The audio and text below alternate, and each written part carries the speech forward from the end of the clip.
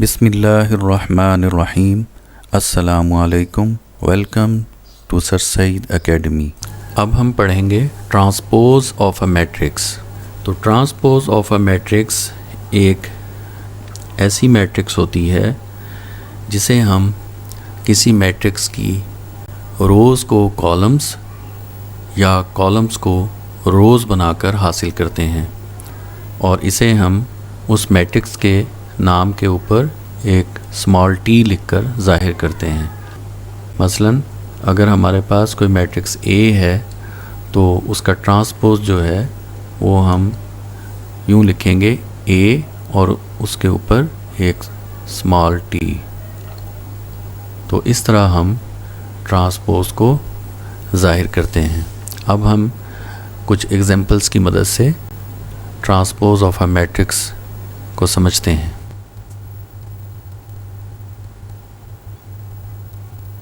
ये एक matrix A है, तो सबसे पहले हम इस मैट्रिक्स ए का ऑर्डर लिखेंगे। ट्रांसपोज ऑफ अ मैट्रिक्स के लिए हमें सबसे पहले इसका ऑर्डर मालूम करना है। जो रोज़ की तादाद है वो 3 है और कॉलम्स की तादाद 2 है, तो इसका ऑर्डर होगा 3 क्रॉस 2। अब हमने जैसा पढ़ा ट्रांसपोज ऑफ अ मैट्रिक्स क्या होता है। ये एक ऐसी मैट्रिक्स होती है जिसे हम किसी मैट्रिक्स की रोज़ को कॉलम्स बनाकर हासिल करते हैं, या यूँ भी कह सकते हैं कि उसके कॉलम्स को रोज़ बनाकर। एक ही बात है, दोनों सेम रिज़ल्ट देंगे। तो हम अब इस मैट्रिक्स ए का ट्रांसपोज लिखते हैं और ट्रांसपोज कैसे लिखेंगे ये भी हमने ऊपर देखा कि उस मैट्रिक्स का जो नाम है उसके ऊपर स्मॉल टी लिखते हैं यूँ। तो ये ट्रांसपोज होगा इस मैट्रिक्स का। अब हम इसकी रोज़ को कॉलम्स में बदलते हैं। तो देखें, ये है फर्स्ट रो मैट्रिक्स ए की। तो अब इस फर्स्ट रो को हम इस मैट्रिक्स में कॉलम बनाएंगे, क्योंकि हमने रोज़ को कॉलम में बदलना है। जैसा कि हमने यहाँ ऊपर पढ़ा कि हमने इस रोज़ को कॉलम्स में बदलना है और कॉलम्स को रोज़ में बदलें, या कॉलम्स को रोज़ में बदलें। तो फर्स्ट कॉलम को फर्स्ट रो में बदलेंगे, तो इसे हम यूँ लिखेंगे 1 2 जो है ये बजाय इसको रो में लिखने के हम इसको कॉलम्स की शक्ल में लिखेंगे, या नीचे 1 के नीचे वर्टिकली, हॉरिजेंटली से हटाकर वर्टिकली लिखेंगे। तो ये कॉलम बन गया। जो फर्स्ट रो थी वो ए ट्रांसपोज में फर्स्ट कॉलम बन गया है।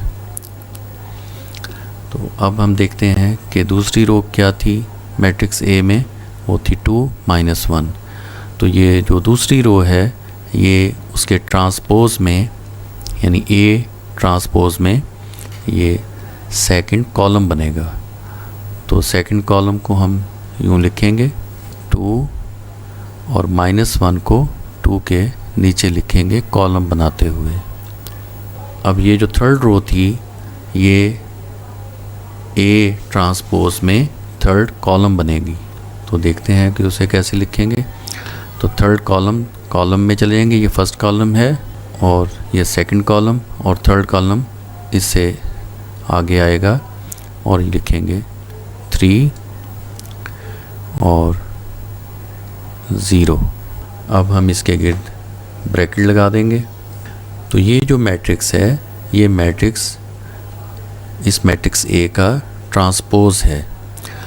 तो दोबारा देखें, फर्स्ट रो थी ये वाली फर्स्ट रो, वो यहाँ फर्स्ट कॉलम बनी हुई है, और इसी तरह सेकंड रो जो है वो इस मैट्रिक्स का सेकंड कॉलम है, और जो थर्ड रो थी मैट्रिक्स ए में वो उसके ट्रांसपोज में थर्ड कॉलम है। तो किसी मैट्रिक्स का ट्रांसपोज इस तरीके से बनाते हैं। It is very easy. अब हम देखते हैं कि ए के ट्रांसपोज का यानी ए ट्रांसपोज़ का ऑर्डर क्या है। तो उसके लिए हम देखेंगे कि ए के ट्रांसपोज़ में नंबर ऑफ़ रोज़ कितनी हैं। तो इसमें नंबर ऑफ़ रोज़ हैं 2 और नंबर ऑफ़ कॉलम्स 3 हैं, तो इसका ऑर्डर होगा 2 क्रॉस 3। ये भी हम यहाँ से बिल्कुल वाज़े देख सकते हैं कि मैट्रिक्स ए में जो नंबर ऑफ़ रोज़ थी वो उसके ट्रांसपोज़ में नंबर ऑफ़ कॉलम्स बन चुके हैं, और मैट्रिक्स ए में जो नंबर ऑफ़ कॉलम्स थी वो उसके ट्रांसपोज़ में नंबर ऑफ़ रोज़ बन गए हैं। चूँकि ट्रांसपोज़ में रोज़ को कॉलम्स बना दिया जाता है और कॉलम्स को रोज़, तो इसलिए किसी भी मैट्रिक्स का जो ट्रांसपोज़ होता है उसका ऑर्डर भी उस मैट्रिक्स के अपोजिट होता है। यानी नंबर ऑफ़ रोज़ की जगह नंबर ऑफ़ कॉलम्स आ जाते हैं और नंबर ऑफ़ कॉलम्स की जगह नंबर ऑफ़ रोज़। इसे हम यूँ भी लिख सकते हैं, number of rows in a matrix becomes number of columns in its transpose, and number of columns in a matrix becomes number of rows in its transpose। तो उम्मीद है आपको ट्रांसपोज ऑफ अ मैट्रिक्स की समझ आ गई होगी।